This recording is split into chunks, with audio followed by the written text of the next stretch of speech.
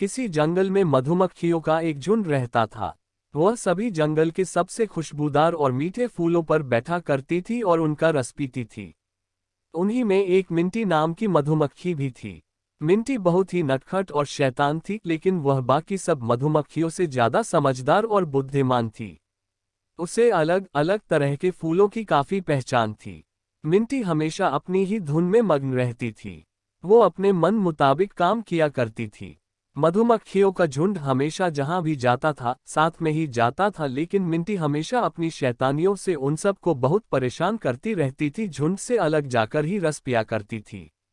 इसी वजह से रानी मधुमक्खी मिंटी को हमेशा डांटती थी, उस पर गुस्सा करती रहती थी, लेकिन मिंटी को इन सभी चीजों से कोई फर्क नहीं पड़ता था।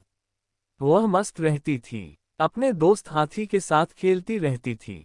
ऐसे ही एक दिन जब वह मधुमक्खियां झुंड बनाकर रस पीने के लिए अपने छत्तों से बाहर निकली तो उन्होंने एक अजीब सी चीज देखी। उन्होंने देखा कि जिन फूलों का रस पीने के लिए वह सभी अपने छत्तों से इतनी दूर जाती थी, आज अचानक वह फूल खुद उनके छत्तों के नीचे आ गए थे। ये देखकर सभी मधुमक्खियां बहुत खुश हुई और उनमें से एक मधुमक्खी जल्दी से छत्ते में गई और अपनी रानी मधुमक्खी को बाहर बुला लाई। बाहर आने के बाद रानी मधुमक्खी ने जैसे ही यह सब देखा, वह हैरान रह गई। तभी एक मधुमक्खी बोली, रानी जी, ये तो बहुत अच्छा हो गया। अब हमें फूलों का रस पीने के लिए अपने छत्ते से ज्यादा दूर नहीं जाना पड़ेगा। मिंटी की यह बात सुनकर रानी मधुमक्खी बोली, मिंटी, तुम वैसे भी हमेशा हम सब से दूर रहकर ही रस पीती हो, तो तुम्हें अपने साथ ले जाने का क्या फायदा। इस पर मिंटी ने बोला, लेकिन मैं तो बस आप सब के साथ मस्ती करती हूँ। वैसे आज आप सब रस पीने के लिए किस जगह जा रहे हैं? मुझे भी आप सब के साथ चलना है। रानी मधुमक्खी ने कहा, मिंटी, नीचे देखो। आज हम सब इन फूलों का रस पीने जा रहे हैं जो हमारे ही घर के नीचे नए नए उगे हैं। रानी मधुमक्खी की यह बात सुनकर मिंटी ने नीचे की ओर देखा तो उसे वहां ढेर सारे रंग बिरंगे फूल नजर आए। थोड़ी देर तक उन फूलों को निहारते रहने के बाद मिंटी को उन फूलों में कुछ गड़बड़ सी लगी, जिसे देखकर वह रानी मधुमक्खी से बोली, रानी जी, ये फूल सुरक्षित नहीं है। आप सब रस पीने इन फूलों पर मत जाइएगा। मिंटी की बात सुनकर सभी मधुमक्खियों को यही लगा कि मिंटी मजाक कर रही है। तभी उनमें से एक मधुमक्खी बोली, हमें पता है तुम ये सब इसीलिए बोल रही हो ताकि हम सब यहाँ से चले जाए और तुम यहाँ अकेले इन फूलों का रस पी सको। साथ ही मधुमक्खी की बात सुनकर मिंटी को गुस्सा आ गया और वह वहां से दूसरी जगह रस पीने के लिए चली गई। बाकी मधुमक्खियां इसे भी मिंटी की कोई मस्ती समझकर उसकी बात को नजरअंदाज करके फूलों की तरफ बढ़ने लगी। वहां मिंटी अकेले सबसे अलग आराम से रस पी रही थी, लेकिन साथ ही उसे अपनी दोस्त मधुमक्खियों की चिंता भी सता रही थी। वह सोचने लगी, उनमें से किसी ने भी मेरी बात नहीं मानी और उन फूलों की तरफ चली गई, लेकिन अगर वह सब ज्यादा देर तक उन फूलों पर रस के लालच में बैठी रहेगी तो अपनी जान से हाथ धो बैठेगे। अब ये बात मैं उन लोगों को कैसे समझाऊं कि वह फूल उनके लिए सुरक्षित नहीं है। यही सोचते हुए मिंटी वापस अपने छत्ते पर आ गई। वहां का नजारा देखकर वो एकदम हैरान हो गई। उसने देखा कि रानी मधुमक्खी और बाकी मधुमक्खियां उन फूलों से चिपकी हुई थी। वो सब खुद को वहां से आजाद करने के लिए छटपटा रही थी।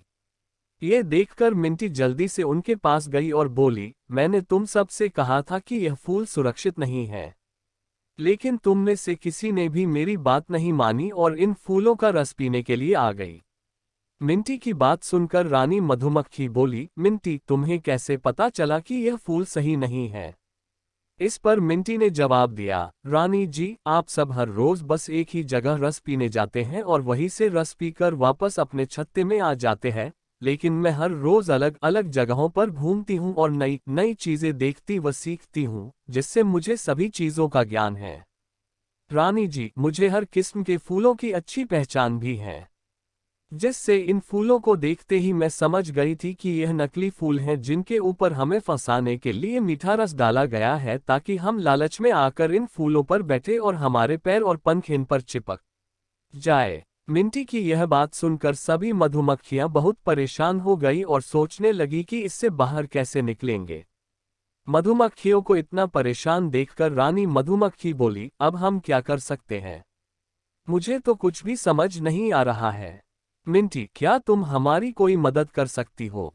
मिंटी थोड़ी देर सोचने के बाद बोली, हाँ रानी जी, मेरे पास इससे बाहर निकलने की एक तरकीब है। आप सब इस मुसीबत से बाहर निकल जाएंगे और किसी को भी अपनी जान नहीं गंवानी पड़ेगी। मिंटी की यह बात सुनकर सभी मधुमक्खियां खुश हो गई। उनमें से एक मधुमक्खी ने बोली, मिंटी, क्या तरकीब है तुम्हारे पास हमें यहाँ से आज़ाद करवाने की? जल्दी बताओ। मिंटी बोली, यह मीठा रस इंसान अपने खाने में भी मिलाते हैं और एक बार मैंने एक इंसान को इस मीठे रस से चिपके हुए हाथ पानी से धोते हुए देखा था। तो अगर तुम सब के ऊपर पानी गिरे तो तुम इस रस की चिपचिपाहट से आज़ाद हो जाओगे।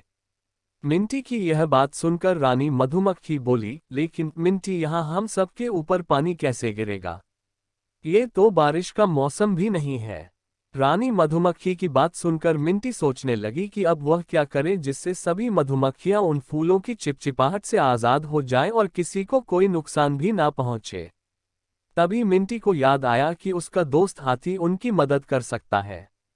वह जल्दी से अपने दोस्त हाथी के पास उससे मदद मांगने गई।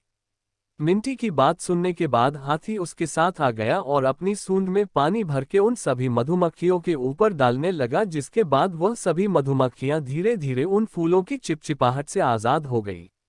आज़ाद होने के बाद सभी मधुमक्खियां ने हाथी और मिंटी का धन्यवाद किया और अपने छत्ते में वापस चली गई।